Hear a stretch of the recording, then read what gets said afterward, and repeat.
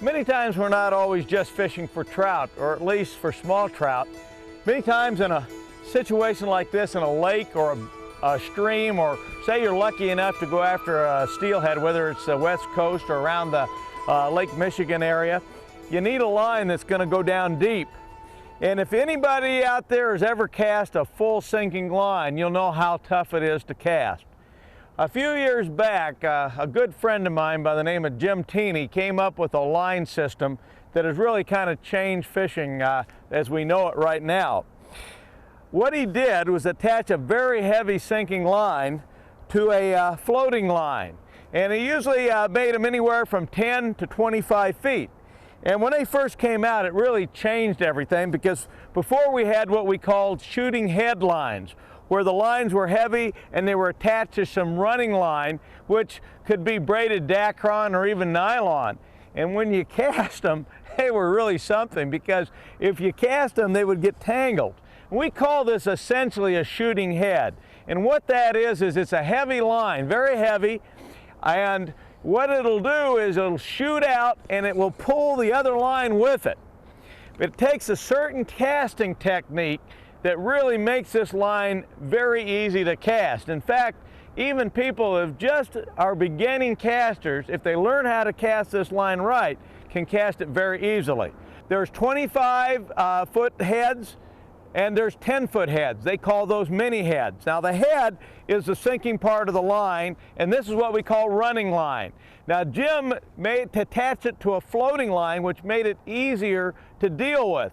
But over the years, they've made this and then perfected them with different types of cores, so they shoot even better than when Jim first came out with the line. But let's talk about how you cast them. The first thing you want to know on a sinking line is you're not going to have a long leader. I usually use 2 sections of leader. This happens to be about 15 pound. This is down to my tippet size at about 8 pound. Essentially the leader is about 3.5 feet long. Nothing more than 4 feet. You want the leader and the line to be pretty close to each other. When picking the rod size, it's going to determine on what type of fish you're going after. If you're going to fish for steelhead, it's going to be a 7 and 8 weight. If you're going out in the ocean, it could be anywhere from a 9 to even a 12 weight. So we're going to get started here with the first steps on using this line. And of course, the cast is what it's all about. First thing about casting this line, it ought to have a slash, no false casting. Because if you cast this in a normal false cast, you're going to be wearing this line all around you, and you're going to have one of these big flies right in the back of your neck. First of all, look how this is coming by me. Oh my God, it's got my name written all over it. So what we've got to do is not false cast it. We're going to shoot it. We're going to fire it straight out with only one back cast. And that's probably the hardest thing for a more experienced caster to get used to, because everybody wants to false cast some and then shoot it. Carry the line. The big key is to not let that line get out of your rod, that sinking line. So let's take a look at it here. Here we go. First of all, because these are different colored, it's easy for you to see that. And what I'm going to do is pull in about 1.5 feet of line into the guide. And one of the things you got to learn with this is to learn to do a roll cast. And the first time you try it, don't put a fly on it. Just practice your roll cast like this, just going back and forth, making the roll cast so it hits the water just like this. See how I'm hitting the water with the roll cast? The line's in, nothing's happening. Now that's the first step. You learn to do that until you really got it down. And then what I'd like you to do is that after this, when this roll cast first hits the water, bring it straight back and let it slide through your fingers. What that does is the line will just, the heavy part of that shooting head will pull the line out on the grass behind you. And this is a good place. We're in a park here. It's a great place to practice this. But at first, practice it without a heavy fly on it. Notice how it pulled the line out, and I made a pretty good cast on the grass behind me. Now that's the first step. So we're going to do that first. Now let's go ahead and strip our line back in. And again, what are we going to do? We're going to pull that in the rod again. We're going to start over. Let's practice it. Here we go again. It's going to hit the water, come back, let it go. And you can see the momentum that line is going.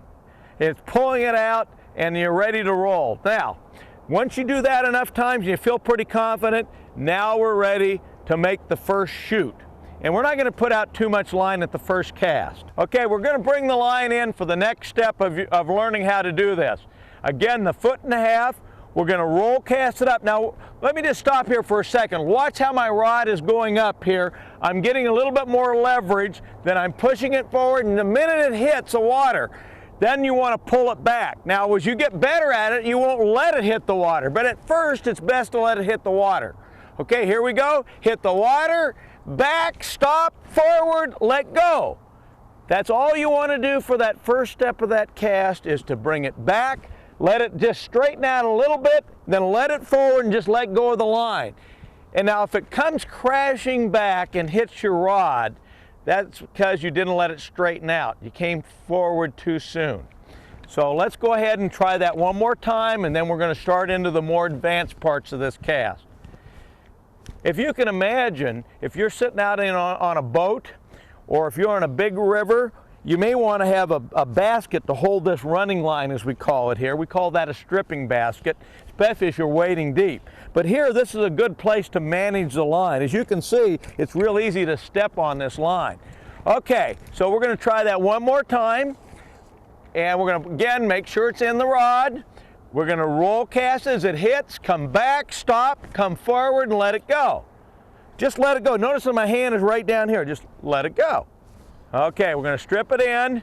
Now we're going to go ahead into the next part of the cast. We're going to strip out a little bit more line, and we're going to show you how far you can go.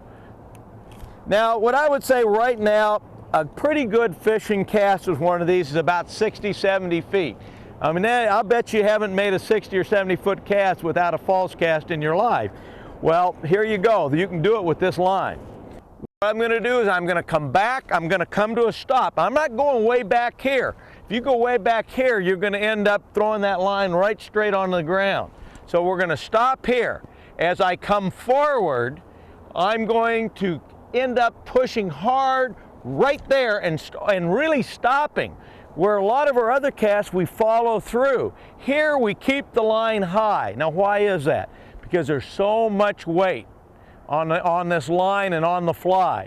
You know what we're really doing? I bet some of you are thinking about it. We're really doing kind of a spin cast. That's really about what we're doing. We're letting this weight pull it out just like a spinning lure. All right, so let's watch what happens now. Again, I've got my line stripped out. I've got about 60 feet.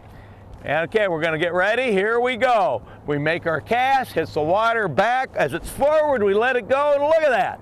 We threw all the line. Now, what I did is I really added the energy right here. I really punched it. Can the double haul or a single haul, or what I like to use a term, a jerk or a pull, help you with this? Yes, it can. And that's what we're going to show you a little bit more advanced. If you're going to get outside of the U.S. and go for some bigger fish and you have to get deep, you're going to have to learn how to cast one of these lines. So pay attention, and we're going to go into the next steps. We're going to add a little something to this. We're going to strip out a little bit more line. And there's two steps that we can do to make this cast a little better. One is, of course, a little pull on the front cast. So I'm going to do step number one. Again, we're not going to hit the water now. What we're going to do is roll cast, come back, and I'm going to pull down. Now notice I pulled down on that. When I pulled down on that, that shot it out. And that last cast, it hit a little in front of me. And that's because where I was aiming. You got to aim a little higher. So let's reconstruct that cast again. We roll it out. This time I'm not hitting, I'm coming forward. Look where I'm stopping. I'm stopping up higher, and that's causing that line to shoot a little higher. The more that you cast this, the more you know it's a coordination. Now let me just emphasize that for a second. Okay, we're going to roll it out, and as it comes back here, right here, notice I just emphasized that. I really punched it. It's just like the same kind of a stroke, literally, you throw a spinning lure at. But now I'm going to add the final thing to let it really sail on you.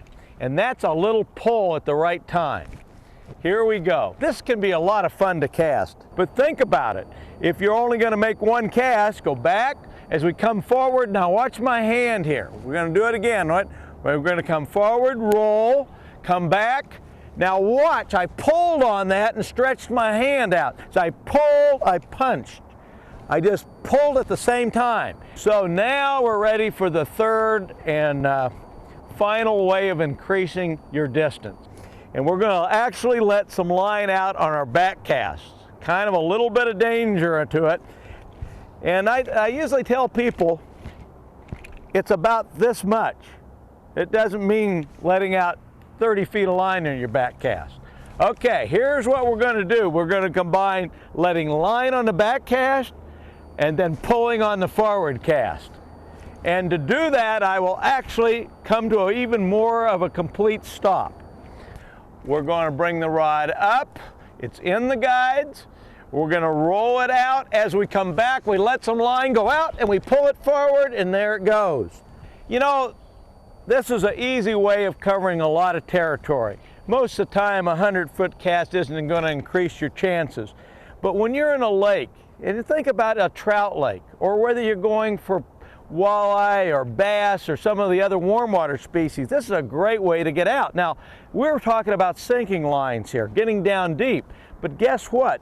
They even make floating lines in shooting heads for distance casting against the wind. These shooting heads are wonderful. You just got to learn how to cast them, and I want you to keep this in mind. One back cast. One back cast. Occasionally, now I'm just going to leave the final thought here. Once you get really good at this and you need a little bit more speed, you can, especially on the intermediate lines that are much, much stiffer. You can do this, and I'll just go ahead and show it to you to end our little casting session. Well, I'm going to roll it back. I'm going to come forward once, come back, and launch it. Same kind of a deal, but I didn't let the line get out of. I didn't let any out on my back cast until my second cast. No more ever than 2. You're going to have a great time hooking a bigger fish. The rewards are going to be great, whether it's a steelhead out in Oregon or Washington or a big salmon from the Great Lakes. Any big fish, and you're going to be glad that you learned how to cast a shooting head.